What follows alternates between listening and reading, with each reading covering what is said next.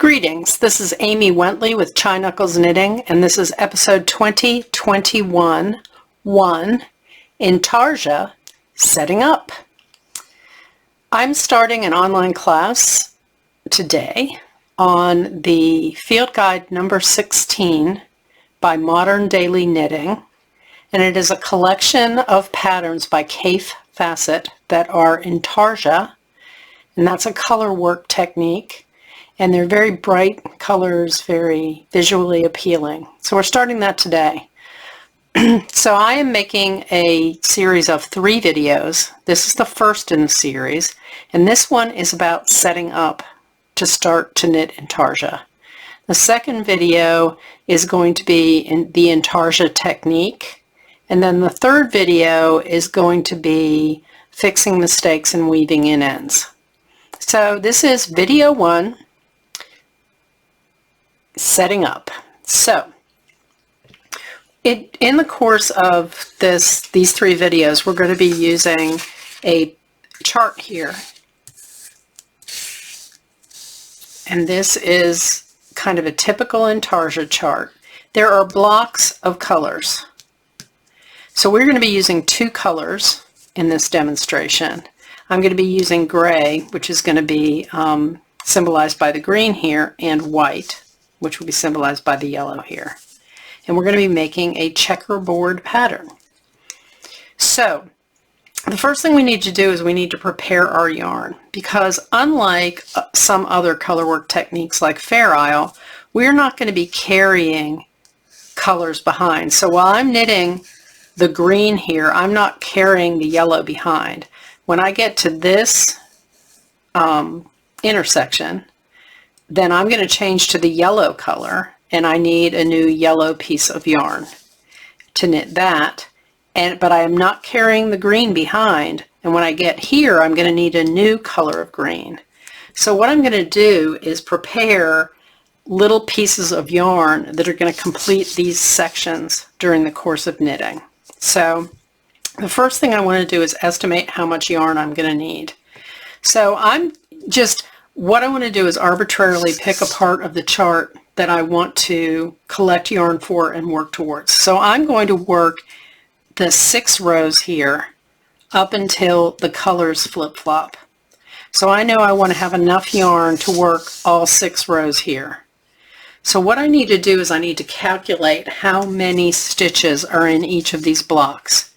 So this block here is 6 stitches by 6 rows by 8 stitches. That's 48 total stitches. There also is going to be an edge stitch here, so that's 1, 2, 3, 4, 5, 6 edge stitches here. So that'll be 48 stitches in this block, plus the 6 edge stitches is going to be 54 stitches.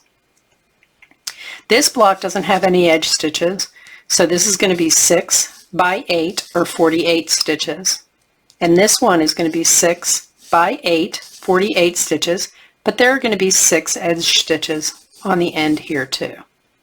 So this will be 54 again. So we're going to start out by casting on 26 stitches, and I have markers here right before my edge stitches to remind me that these are edge stitches and they are not part of the chart that I'm working on. So I'm going to move this chart up and out of the way so you can still see it. There we go. And what I want to do is I want to start gathering the yarn I need. So I cast on my 26 stitches, and I'm going to want to separate off an amount of yarn from this ball that I can easily work with. So I want this yarn that I take off to have enough yarn for the 54 stitches in this block, and then a little left over to weave in the ends. So this is an end that I'm going to weave in, and I'm going to take it up to my needle here and hold it right there. This is my end that's going to be free, and I'm going to wrap my yarn 54 times around this needle. So bear with me. 1, 2, 3. That's 10, 20,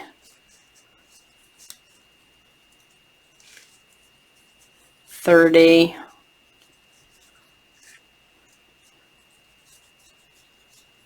40, that's 50, and 1, 2, 3, 4, and then I'm going to keep a tail, another tail that I can weave in. And this is the piece of yarn I have, and I'm just going to slip it off where I wrapped it around the needle, and so I have this piece of yarn hanging here now. Now in the field guide number 16, they recommend just leaving your yarn in a little lump like this, and to just hang there. And then you'll create some other little packets of yarn with the other colors and just lay it there. And they say as you're knitting, you will pull from the tangle. You can do that if you want. That's fine. You're still going to want to organize your yarn ahead of time, as I'm doing here, but you don't have to do anything more than just let it lay in a pile there if you want to. Now, I personally don't like that because my yarn really does get tangled and I get very frustrated with it. So I prefer to wrap my yarn in something called butterflies. And so I'll show you how to do that. So your yarn's connected, this yarn here that we just pulled off is connected to the needle. We're just going to lay our needle down. And we're going to put our hand out and we're going to lay the yarn over the palm of our hand, and we're going to leave a little tail hanging here under our thumb, still attached to the needle. And I'm going to wrap this around my hand, and I'm going to count how much I wrap it. The counting is important for the future, so pay attention. So this is 1, 2, 3, 4, 5, 6, 7, 8, 9. I'm always counting when I come to the intersection. 10, 11, 12, 13, and this is 14. I want to leave enough of a tail left over because I'm going to tie a tiny knot. So this is my tail hanging over, and I am going to pinch the middle where this intersection is. Pinch it like that and pull this off my fingers. And I'll go ahead and pinch with the other hand, and I'm going to wrap twice around, and I'm going to pull the yarn through. If you'd like to use a crochet hook to pull the yarn through those 2 loops, you can do that too. I happen to not have one here with me now. It would be kind of convenient, but I do have a darning needle here that I can help my yarn come through. It's kind of funny to me that whenever you're videotaping, that's when you have trouble doing the easiest things. But here we go. Worst comes to worst, I'm just going to thread this through the needle and push it through. Some yarn's just fussier than others. What can I say? So there you go. So now I've got a little knot on my butterfly. This is a butterfly, and the butterfly is going to be hanging off of your work.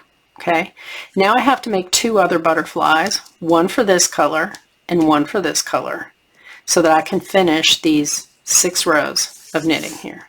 Okay, so I'm going to set this aside for a second, and I'm going to get my light color. I'm going to get another needle, and I said here I needed 48, correct? So let's go ahead. We're going to leave a tail hanging off our thumb. Okay. Oops, I'm sorry. We're not doing that quite yet. We're going to leave a tail hanging off, and we're going to start wrapping on this, and we're going to wrap 48 times. So here we go again. That's 10. Try to keep it at the fat part of your needle, not on the tip. That's 20. That's 30. That's 40.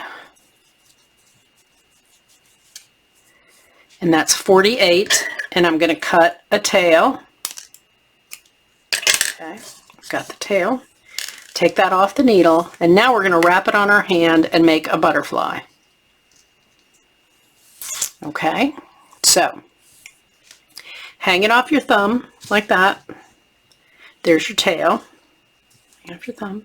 And then we're going to wrap, and we're going to count as it comes in the intersection. So that's 1, 2, 3, 4, 5, 6, 7, 8, 9, 10, 11. This is 12. Comes out to about 12. Okay. So we're going to go ahead and slip them off my fingers. We're going to take our end and we're going to wrap twice. And we're going to pull through.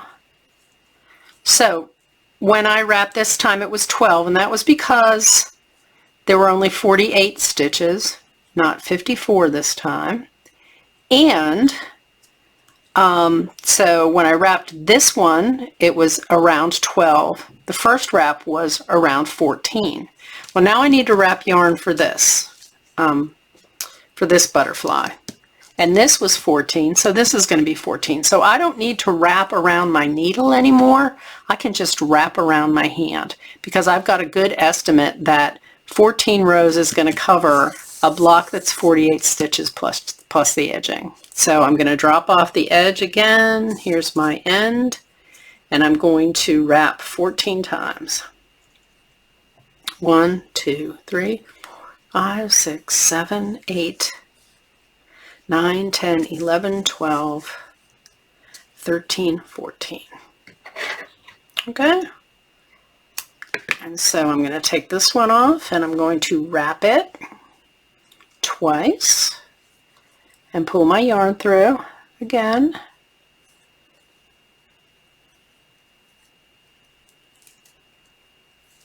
There you go. Got a little butterfly there too. So I've got one butterfly for this block, one butterfly for this block, and I've got one butterfly that's already attached to my needle on this block. So now I'm going to be ready to go ahead and start working the chart and these 3 blocks of color, and that'll be in the next video. So this video covered setting up. The next video is going to cover the Intarsia technique, and the last video is going to cover weaving in ends and fixing mistakes. So please look for those videos, and I will see you soon. Bye-bye.